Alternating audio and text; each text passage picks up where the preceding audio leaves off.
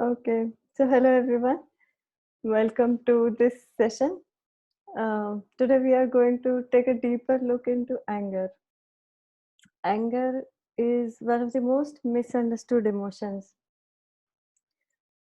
We and when we say anger, we usually associate it with people who are angry. We don't think of it as it as an emotion. Like we think anger is anger only expressed. If you don't express it, it's not anger. So so the emotion of anger is different from expression of anger. Like you got into a situation where something happened and you got angry. Now you have an option. You can express it, you can not express it, or you can transmute it. But mostly when we think of anger, we think of angry people who who just lash out and say things in loud or harsh tones. So in pure form, anger, the emotion of anger is a very healthy emotion, and it is in a way an invitation to um, to become more assertive in yourself. We will get to it in little more detail when we cover the other topics. So the anger emotion is a call to action for a call to action about the anger, not from the anger. So you don't. It's not something that you can become assertive after you've been triggered with anger. It is something the triggering of anger indicates that you need to um, be more assertive, but express that without the anger. Okay. So anger as an element is heat. People who express anger or who allow themselves to get really angry, the experience is that heat, sometimes sweaty palms or burning something inside. It's Heat is a very interesting element. It's not an element in physics sense, but it is an element uh, in the Indian this thing, like earth, water, fire. Uh, so the fire element is heat, and the fire element has a unique property. The fire element can transform and a state of matter to another. Say too much fire with water can help it make it into steam. Too much fire and we have ice, it can make it into water. So, and also um, it is basically the energy of anger is the energy that brings any sort of transformation. That is why I sometimes jokingly say this is my anger is my favorite emotion. So um, and all emotions are some neurological signals, neurological responses to the environment or to our own personal experience. So first of all, we need to understand what is the gift of anger. When I say the gift of anger is what can anger help you become? So the anger can also help us know our boundaries and also respect the boundaries of others. Say you got into a situation and somebody did something. Say for example, you have this is not something we cook up in our head or make decisions about. This is something that is inherently within us. Say for example, a friend comes you and slaps you on your head from behind. You don't think it's a big deal. It's an expression of, could be anything, how are you, or I'm here, or whatever. But if a stranger comes and does that, you would not like it, and this is not okay. So this is a very mild example I'm giving, but there can be other examples. This is like, from a stranger it could be like a physical violation, but from a friend it could be just a playful gesture. So that the anger, so when if a stranger does and you get angry, that means you have inherently the sense of boundary, that this is okay when a friend does and this is not okay when a stranger does. And so you maybe you want to communicate, or maybe you want to give them a look, or in some way you communicate to them that this was not okay. And so anger basically helps you restore what needs to be restored and protect what needs to be protected. This was a very mild example. If you go to somewhat somewhat stronger example, could be uh, if it is with a group, say a group or a race or a culture is being put down, like so that cultural thing, say for example, like BLM is a big revolution, that the big um, it's not a, I would say a big uh, a big what is it revolution? Yes, no, it's called anyways. So when anger is projected not at a person but at a community at large, or some bigger bigger body of, then it can become a means to revolt against it and to say this is not okay, you can't treat us like this. So anger in and on of itself is a gift that brings us and shows us that this is my boundary. And and if we have to interact in a healthy way, if we coexist, if we do business together, or if we are studying together, working together, anything, then we need to respect those boundaries. So nobody can come smacking on your head and just tell you to do things. So that would be um, so personally, we have different layers when we say boundaries. So you could have physical boundary, what touch is okay and what touch is not okay. You could have an emotional boundary, like you making fun of me in private is okay, but somebody making fun of me in public is not okay. That's a kind of an emotional boundary. The boundaries can also be intellectual, like my ideas and what I believe in, and if people are making fun of it, or in a way it's being violated, that says if my intellectual boundary is violated. And boundaries can also be sexual, if your sexual boundary is violated. So that all of it encompasses the sense of boundaries. Boundaries let us play in our interpersonal relationships. If there were no boundaries, then there were no mm then there will be no sense of where I finish and where you begin. So in a way, anger helps us to see those boundaries, maintain those boundaries, and strengthen or do whatever we want to do with those boundaries. Um, and when we have strong boundaries, it feels like feeling powerful. It is not being powerful over the other, rather, it is being powerful in yourself. So, yeah, and on a larger scale, anger over social injustice or inequality can lead to movements and protests. And many a times, if you look at history, all the big changes that have come with respect to how we treat communities of color, or LGBTQ community, or other communities which are different from the majority, most of the big changes have come after a lot of movements and protests from those people, because it was their anger that said this is not okay, we are equal, we are same. And at some point, that brings that transformation in the society. So anger can also be called as power in disguise. So it's usually triggered, some of the boundaries violated, and it feels like I'm helpless or I'm hurt. And we many a times people express anger as a desperate need to reclaim their power, authority, and tell the others to not violate them. When suppressed, if you're expressing anger, then everybody knows.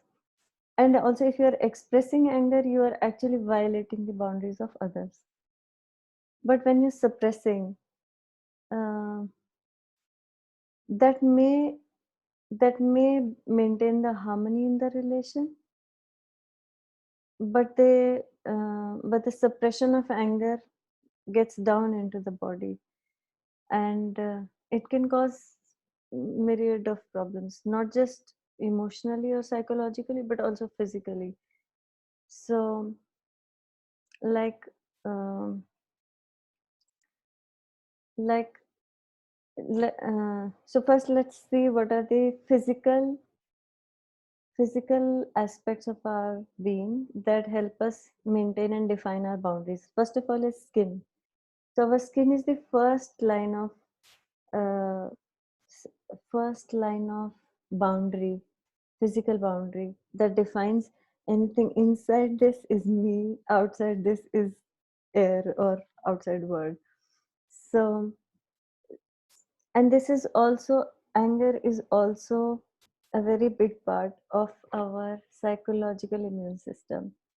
When we say immune system, most basic and crude understanding of immune system is that it helps the body to discern. Physically, immune system is that it helps body to discern what is toxic and what is tonic. If it is tonic, the system allows it to be assimilated into the body. If it is toxic, then the system fights it. That is why, if you have noticed, whenever we have an infection or something, we get high fever. That is body's heat, body's reaction to fight away the infection. Emotionally, if we are swallowing down our anger, it affects our organs that are part of immune system and skin. I think skin is also a part of our immune system. So our immune system is major, does not have too many organs included in it. It's majorly an intelligence that runs through whole body. It's composed of skin, the liver, the lymph nodes, and several other things, and thymus gland.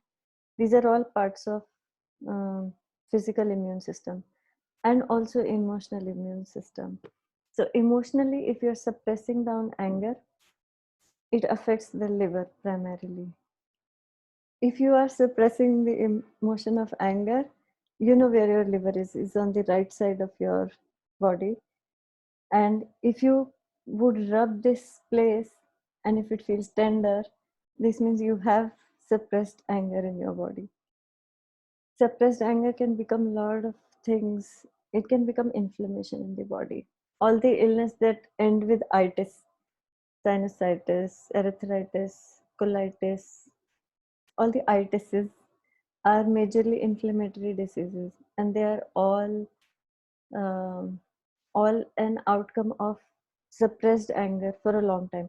For a short while, body can metabolize things, but if something happens for a long time, then body finds it very hard to metabolize. So I will share one example of this woman I worked with. She had a skin condition, psoriasis, and she was doing a lot of, she was under a very strange family circumstances where she was doing job of, I think, 4 people. Her husband was not living with her, so she was doing all the things that her husband would have done had he been living with them. She was doing all the things that her 2 adult kids were supposed to be doing. So this woman was doing everything for the family, including taking care of the elderly, like mother-in-law and father-in-law. And she had severe inflammatory response on her skin. So her skin was telling her to distinguish what is you and what is not you.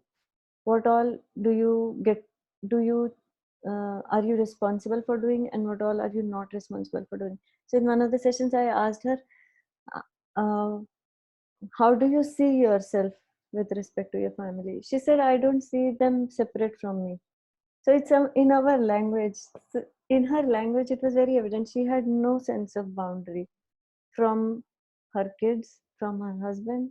So she was doing, and her hands, her skin was mad at her for doing so much work, and being so thoroughly inflamed, so thoroughly. So she used. So I asked, if you get angry about it. She said no.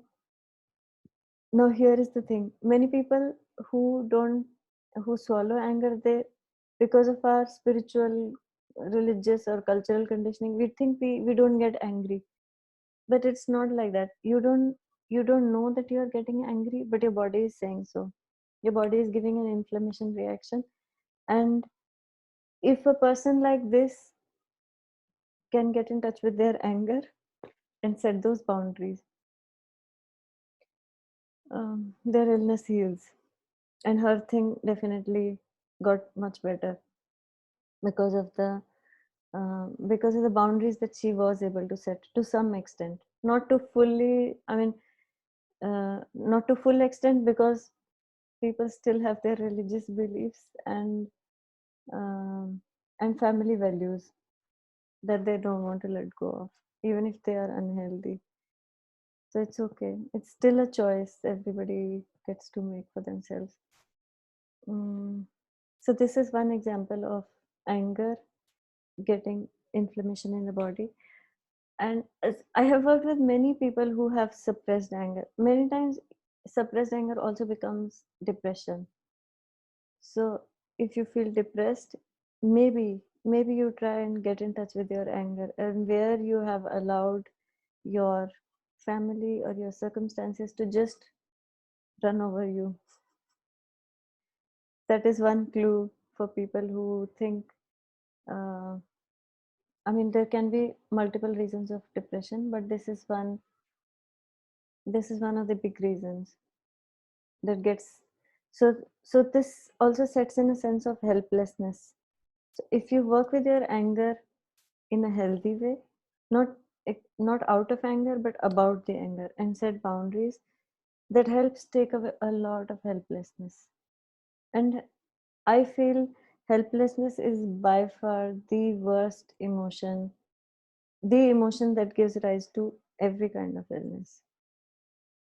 It's a big statement, but yes, I think some people say it's loneliness, but I think even loneliness is exasperated by helplessness. If you don't feel helpless, then you can do something about that loneliness. But if you also feel helplessness, then you will probably not do anything about your loneliness.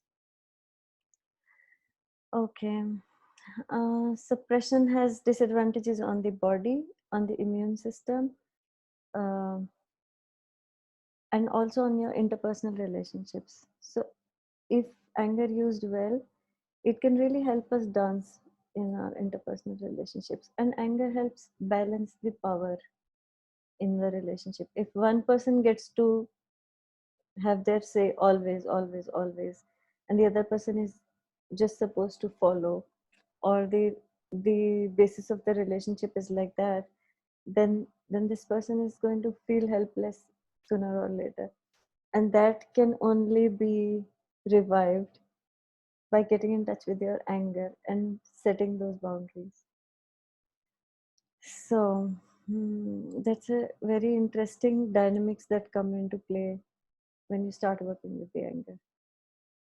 Mm. Okay, anger can also lead to accidents and boils and cuts and burns, pains, fever, infections, even jaw problems, problems with liver and skin that I covered already. And in any chronic illness or any chronic condition, there is always an element of anger, because had anger been handled nicely, it could have uh, not let the helplessness set in the relationship. One woman I worked with, she had breast cancer, and when we went into the emotional history of what happened and how did it start and where did it go, it went back like 2 decades back, and she had extreme boundary violations from some of her family members. And being a woman, being a good daughter-in-law, she would not voice her opinion out, and it was her mother-in-law using her stuff without even asking her, picking up her stuff and giving it away to other people. That caused a lot of frustration and helplessness in her. that helplessness, frustration, swallowed anger, along with some other situations that led to an such extreme thing like cancer. Now, there are also other physical factors, also toxicity factors, also and diet factors, also. But this is one big piece that could have been avoided. I mean, and had she avoided only the emotional aspect of it, it would not have become, um, it would not have manifested in physical form, even in 40, 50 years, maybe. Our body is very resilient, and it knows um, how to how to deal with, how to navigate the world, how to go through challenges. We do that all the time. Unconsciously, we are doing so much. Our body is so much doing so many things all the time. We're fighting so many toxicity in our food, in our air, in our water, also in our relationships. But when it gets above the top, then it gets to manifest in a form of a illness. Okay. So next is, what thoughts and beliefs could be underlying this whole. Mm, no, okay. Let me first share what a healthy relationship with anger looks like. If somebody has a very healthy relationship with anger, they do not come across as angry people. Uh, if you notice your people around you, you will notice at least one person like this who uses their anger well. They do not look like angry people, um, and they are not also suppressing. But you cannot mess with them. You cannot just violate them. They will be quick to let you know that this was not okay, maybe very politely, and they will be firm with their boundaries. Not like, oh, today it was okay, but next time it will not be okay. No, if it's not okay, it is not okay now. They are respectful of others, and yet uh, they will communicate clearly. And if you have, they're quite assertive people. They uphold their boundaries nicely, like their health, happiness, well-being depends on it. If you are doing anger well, how would it feel like? It will feel like you are being heard and understood in your interpersonal relationships. It will feel like, I am comfortable speaking up for myself even during conflicts. Uh, in this case, it is a power in the self. It is not a power over the other. It is, and yet the person will not feel helpless because they have this feeling of being in control, at least of themselves or their environment or how people are interacting with them. Okay, so what thoughts or beliefs could be there? You, we will get to a little short exercise uh, after this thing, so you can see for yourself if there is some belief that is keeping you in a place where you either cannot set your boundaries, or you don't feel, basically you don't feel like you deserve to set boundaries or things like that, or it, even if it is possible to set boundaries. Mm, so normally people have healthy amount of anger, but some people do have very highly inflamed anger which they express outwardly, or some people have an extreme need to suppress their anger. The possible origins could be bad role models. I mean, one of the parents spilling over their anger on you, and some other kind of bullying in your childhood or a childhood trauma, some kind of abuse, a violation that just wrecks our boundaries. Then, and if it is made to be seem like it is okay, that really ruins a person's idea of what is okay with me and what is not okay with me. So the sense of boundaries is lost. Um, in real life, complex, the emotions that we experience are quite complex. So it's not just that you will express only one emotion of anger at a time. So when anger comes, there is a barrage of other emotions. There is also helplessness. There is also frustration. There is also maybe sadness about something, guilt about something, maybe mm, maybe fear about something, hurt. There could be a lot of things with one anger. So although we study or think of emotions as separate, but when we experience something, it is quite mixed up thing. Um, okay, there is one disclaimer here. If you have any kind of a adverse childhood experience, then your working on this next exercise may bring up some strong emotions. If you are not equipped to handle them on your own, then I would suggest you don't do this exercise now, but you would need a professional help. Otherwise, we can start some exercise now. So for this, we will maybe you think of a situation where you got angry about something or that makes you angry. Think of a situation. If you can take a pen and paper or write on your computer, that will be perfect. But if you take an inventory of all the emotions that come with it. So say for example, I'll talk about myself. I get angry when my daughter is too much on social media. So I get angry. So there is also this feeling of helplessness that I can't do anything about it. There is also a sense of fear that mm, she's wasting her time. There is also a sense of worry, like she will not be able to study as much as she can, or as much as she should, or as much as she would like to.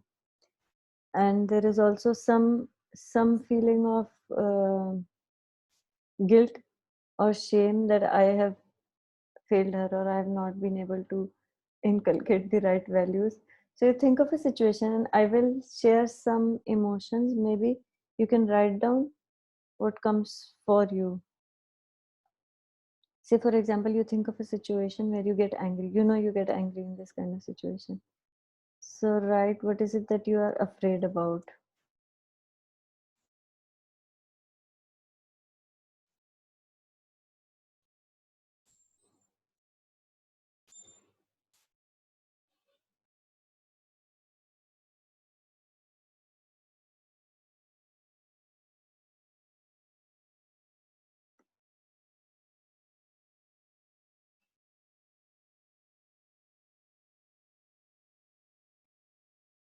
Then maybe write what is it that you feel helpless about.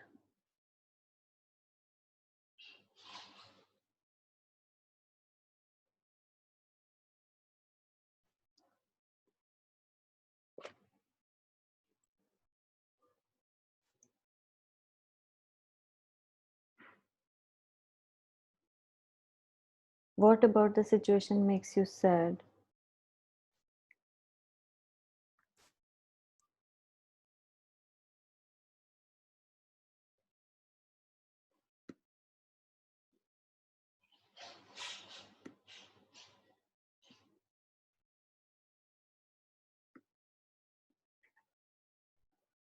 What do you worry?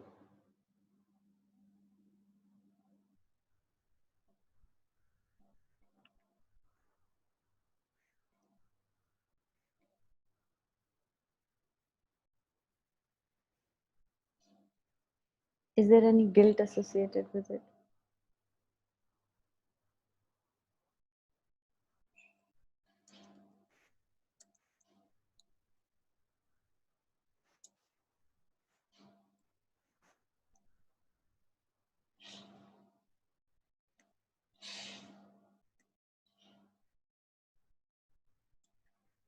Where do you feel out of control?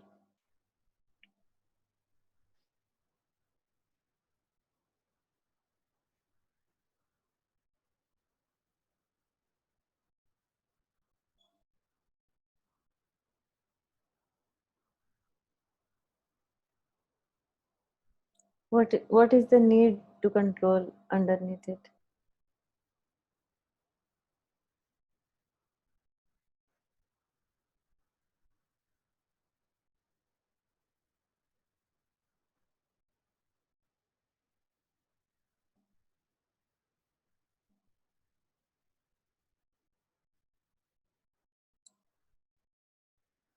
Is there anything that feels hopeless about the situation?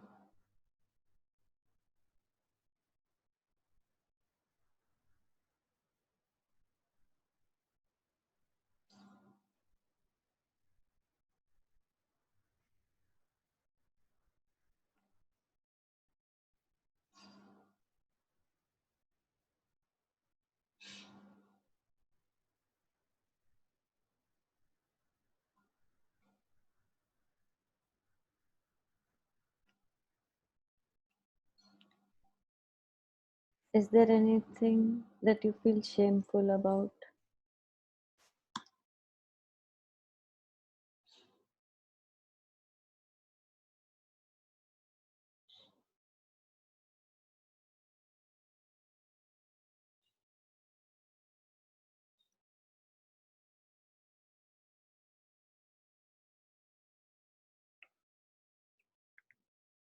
What other emotions do come with it? There are some emotions have names, but some feeling don't have names per se. Say you may be angry at someone, and maybe it's not anger exactly, but some phrase or some slang expresses it more clearly. For example, how dare he? That is um, one flavor of anger.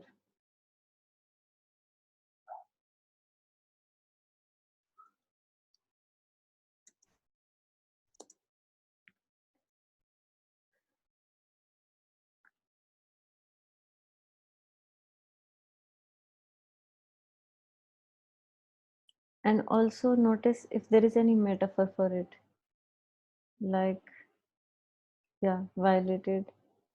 Yes, very nicely shared. Where do you feel violated?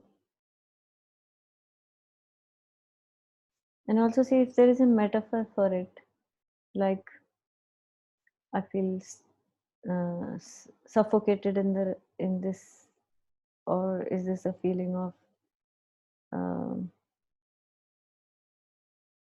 being bound or being stuck or being, could be anything.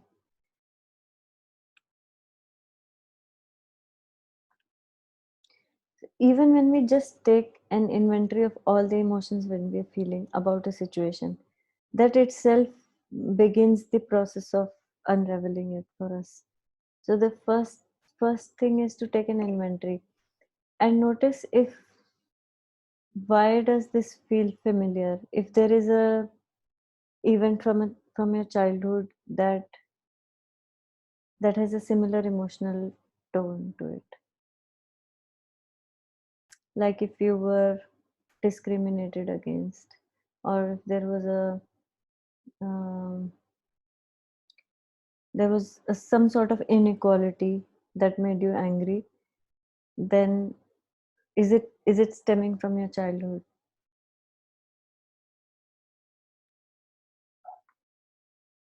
So basically you notice pattern for yourself where see, something happened in childhood, we cannot go back and change the childhood, we can only change how we feel about it. And something happened in childhood, that time we were small kids, and we did not know enough to be able to set those boundaries for ourselves.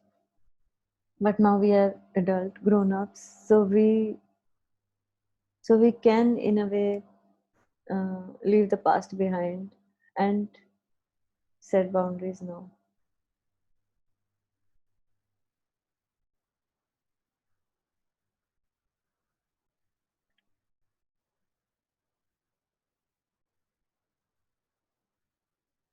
Once you have noticed all these patterns, then uh, you got to release your anger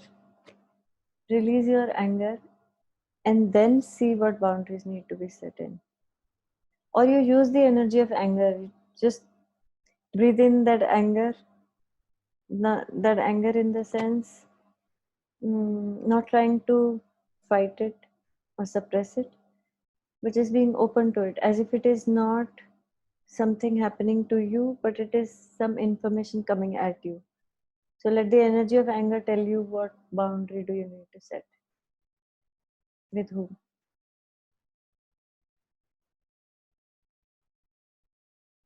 And when I say set a boundary, it doesn't mean that you just imagine something. It means that you go out and communicate to them.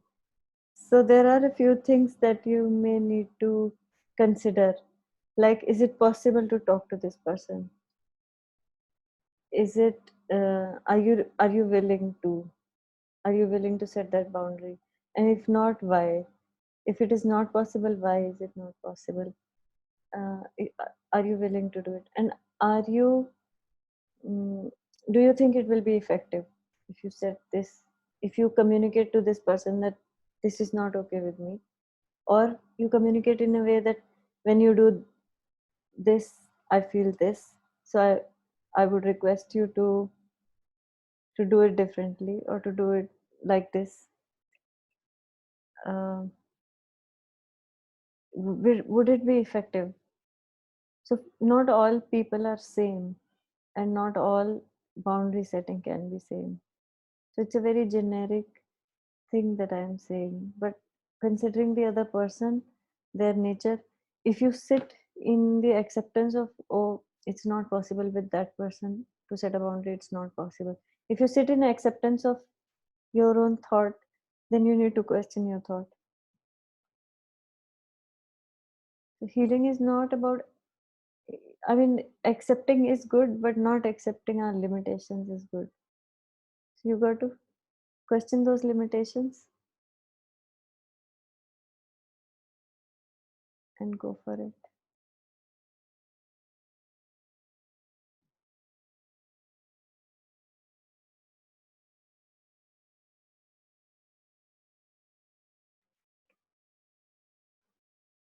After last session, one of my friend called and she said I was trying to do this, the breathing exercise that we did with inhaling the emotion and letting go of the story.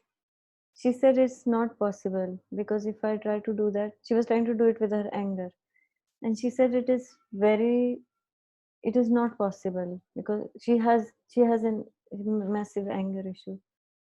So I thought maybe let's do it next time. Let's talk about anger next time. And and it was stemming from a lot of things that happened in the past, some bullying, some other things. And see, the things that have happened. If and those are not the same people who are you are dealing with now. So if you are the child part in us that experienced those things and made interpreted them in a way or made sense of them, it's not, I have said this many times before also, that it's not the trauma that really affects us adversely. I mean, yes, there are stuck emotions, they keep festering in the body, but it is what decisions and conclusions how we interpret that situation, those beliefs are the most detrimental. So if those are just beliefs, you can question them.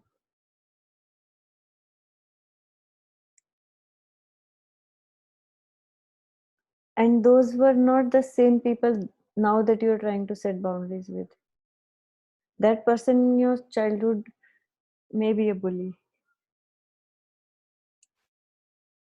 Even in fact, bullying is a way to desperately set your authority in a way that by lashing out on others is a kind of violation of others' boundaries because they feel powerless.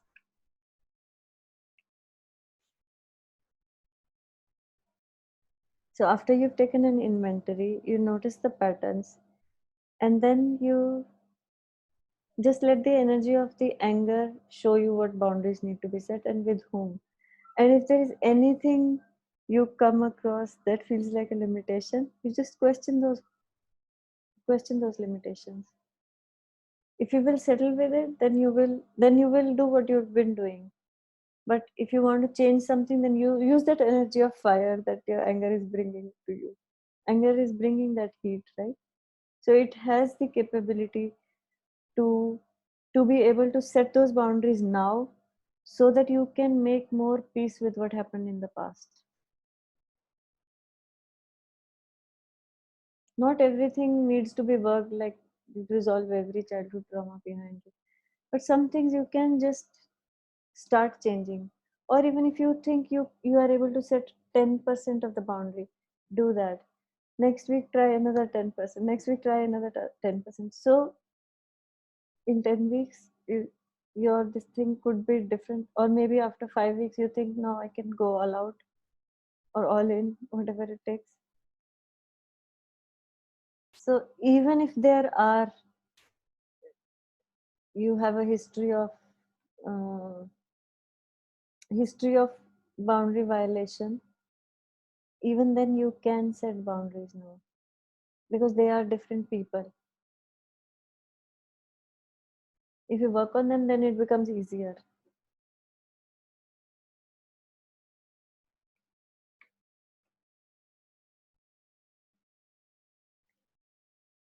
And also when you notice the pattern, you get to the root of it, or the helplessness or the hurt, the pain. Sometimes you're able to transmute that pain. I'm a big DIY person, so I did most of my healing by myself. uh, I think it's totally possible if you know some tools and you know basics of healing, all the principles and laws behind healing, then it's no big deal.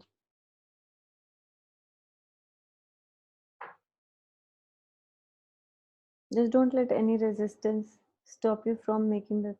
Even if you don't think you can fully set that boundary, just do a 10%, 20% of it for now. All right. And as far as releasing anger goes, there are a lot of things I would share in. Um, you can check out on YouTube, maybe there is one exercise from energy medicine called expelling the venom. That is very effective. It takes less than a minute. It's very effective. You just YouTube expelling the venom energy medicine exercise.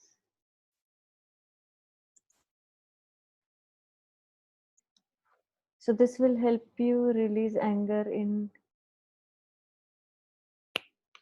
less than 3 minutes, maybe 2, 3 minutes. What about a person who violated your boundaries when you were young? You still feel the hurt, but you love the person so much that you don't feel the difference. Yeah, that is where we lose our sense of boundaries. And if we don't have that strong sense of boundaries, it affects our skin, our liver, our thymus, and our lymph nodes. So you, this is a distinction. To love with boundaries is to also love yourself. If you're just loving the other person, then either you are feeling unworthy of being loved, or you don't feel safe in their anger. So it's a bad role model basically. So there you and that is a child response. If it is still continuing, now you have changed a lot. You've grown in years, and they have also grown in years. Maybe they have also changed, you have also changed. Now that anger that comes, use that fire energy to set that boundary now. It is never too late. It is never too late. You love them, that is all the more reason, because you're going to interact with them for a long time. That is even more important to set those boundaries. Actually, we lose a sense of when a child is born, when we are fetus, we don't have a sense of ourselves, and we are one with the mother. When we are born, even then, it takes, I think some experiments say few months, some experiments say a year or so for a child to develop a sense of identity, that I am separate from the environment. Things I want, I can get, and I cannot get. That is when child starts getting angry if you take the toys. Before that, they don't have that sense of separation. So if very early childhood, maybe it's your mother. I'm just making a guess. It's your mother, because that sense of loss of or not developing a boundary, because as a child you got scared of their anger and you don't want to experience that ever again. But now, because of lack of boundaries, I'm sure you must have experienced a lot of violation from a lot of other people also. So you have anyways experienced all that pain. So all I'm asking you to go into that pain that was the origin of this. That will help you just let go of this pattern. It's a very uh, it's a very personal thing. We can take this offline and we can discuss it. Sure. Yeah. All right. Anything anybody would like to share? I think you can unmute yourself.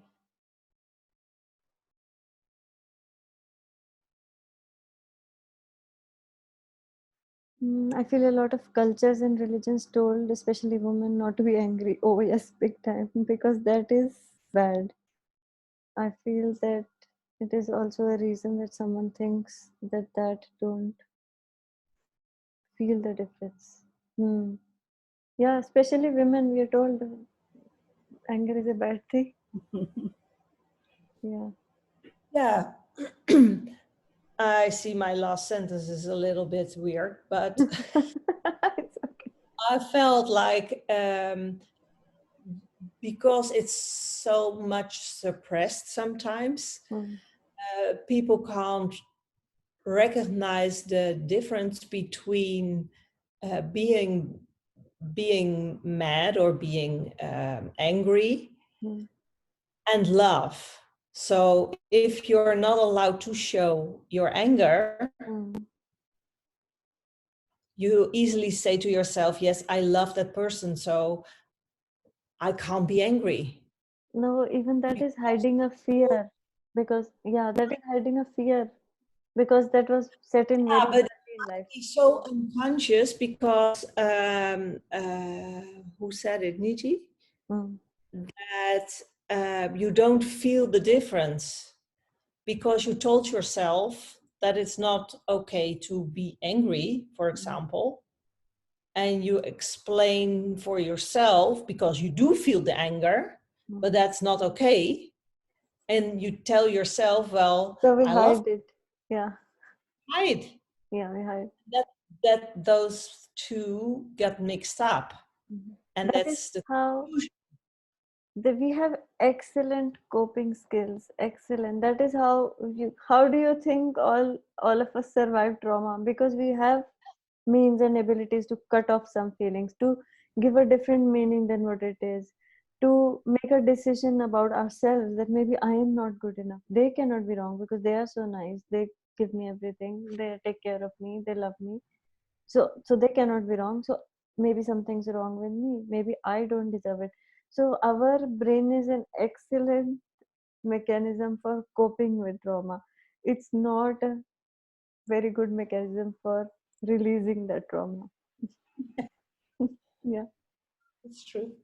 yeah. Is it though ever too late to like set those boundaries? Because often when you have, so like in Nidhi's case, she has a connection with her kids, which is like formed when they were born. Maybe they're like old enough. So like, what's the exact timeline, or like when should you set the boundaries? Because after a while, it comes out as rudeness because earlier you were all nice and you were not like saying those angry words and stuff, but like when you're setting boundaries it comes out as rudeness or like, yeah. It will come out as rudeness when you try to set those boundaries out of anger, not about the anger. So you first calm down your anger and then set those boundaries. That is why it is important to set them politely, to communicate that politely. That this is, I know we've been interacting like this in the past, but I somehow feel it's not okay and it's accumulating inside me. You can always, especially to people you love, you can communicate. If we are naming a relationship love where there is not actually love, it is something else, then it becomes different, because then you are together for a different reason. But if there is love, then they will understand. Mm.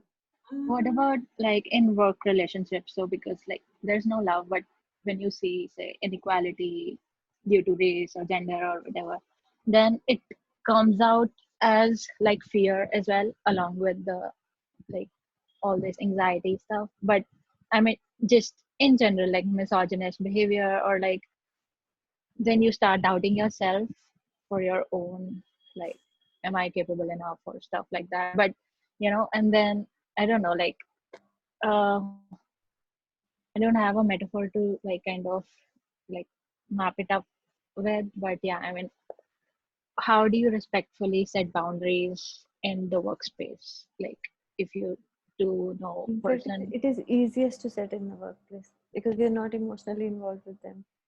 We don't fear losing their love. We don't fear losing their approval, and there is no relationship at stake. I mean, there could be respect, right? Like, Yeah. even if there's some respect, See, you can then always communicate that maybe you think it's okay to discriminate a person on basis of color, but I feel differently, and I don't appreciate people who have this supremacy just based on color. I mean, you can always express it as your opinion, and this happens sometimes in a group if somebody says something like that. So next time, we don't talk about these things in front of this person. but it's not that like they're just uh, out of their mouth they're saying that. Like, generally what's out of control for me is that they try to use excuses to justify their reasons for their behavior in some other way, which is not directly like derailing or anything like that, but ultimately the outcome of that whole discussion moves on to a point which is kind of uh, like, yeah, biased against certain races and stuff. For that specific situation, I would suggest you work with your own energy, that heat, and see how it wants to communicate. Mhm. There is always a way to communicate. You can That's true. always find a way. I don't know whether that is true.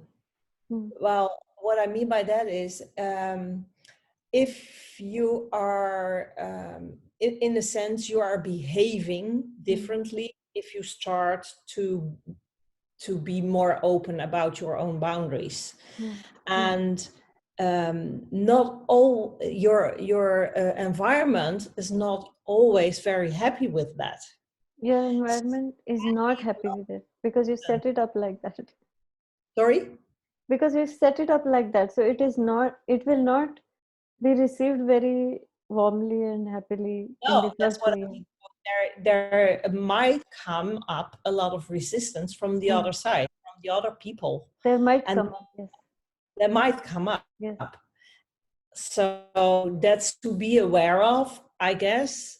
Well, that is for me, that I do not necessarily get a nice response. Yeah. But it's important to know for myself that I tell that that is my boundary. Hmm. It Whether is they will important. agreeing or liking it or not. Yes, And and then it becomes important how what kind of relationship it is.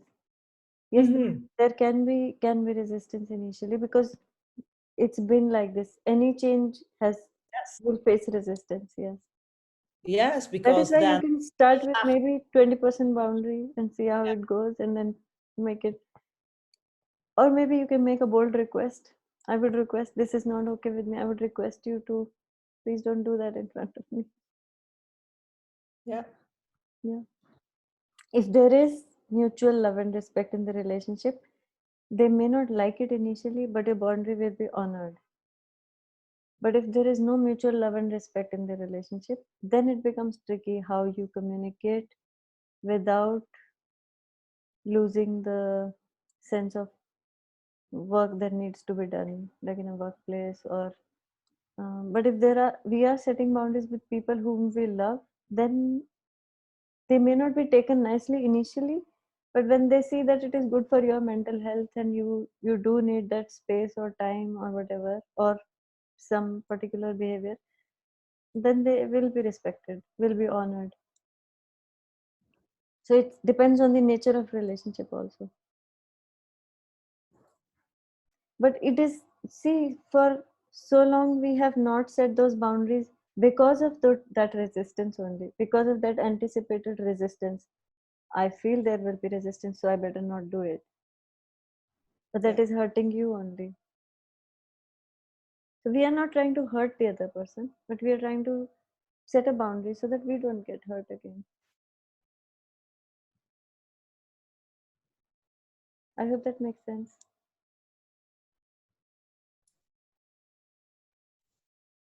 I feel that also when you get angry, you lose control. Hmm. And it's very important for me to know that I'm in control before I open my mouth. I don't want to open my mouth when I'm out of control because I don't know what will come out and I can't take it back.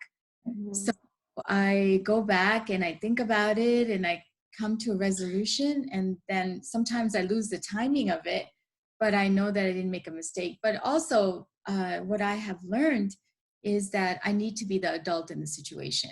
You know, I cannot be out of control, because that also gives the other person power. When you have lost control, they have won.